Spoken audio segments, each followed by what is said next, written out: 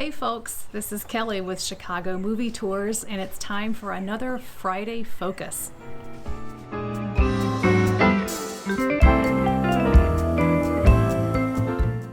In 2013, when my husband and I began renovating this 1924 bungalow you see here, there were several items that the previous owners left behind. For example, 2 military gun boxes from Louisiana, old coffee cans, a worn canteen, and a glass jug that looks like it could have held moonshine. But perhaps the most entertaining find was this 1967 Playboy that was tucked inside the attic walls. Like it was methodically placed within the plaster, not just in between a couple of boards. In other words, someone had to work really hard to hide this magazine. Oh, there was more, the contractors informed us as they handed over this pile of pornography to us.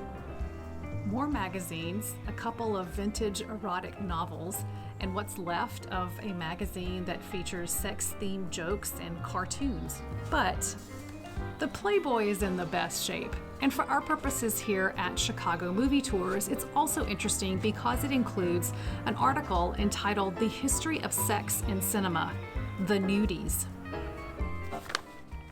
Here it is. Chicago Movie Tours' mission, as always, is to discover Chicago through film. So this article related to cinema, found in this bungalow on the outskirts of Chicago, is enough to suit that mission. But Playboy, of course, has much stronger ties to Chicago than that. After all, the magazine started here, and you can still see the first Playboy mansion at 1420 North State Parkway in the Gold Coast neighborhood of Chicago. This article, The History of Sex in Cinema, the Nudies edition, you can see is the 16th installment in this series on the history of sex in cinema. Among other topics considered are sex in the 1920s, stag films, and sex during World War II.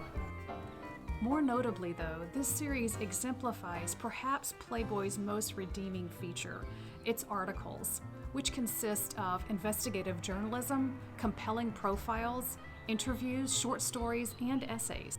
Since this article's focus is the nudies, it centers on exploitation, sexploitation, burlesque, and nudist films.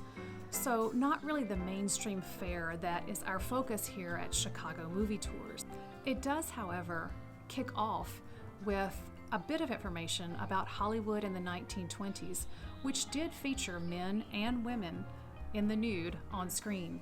That is, before the Catholic Church and the government got involved. But that's for another video.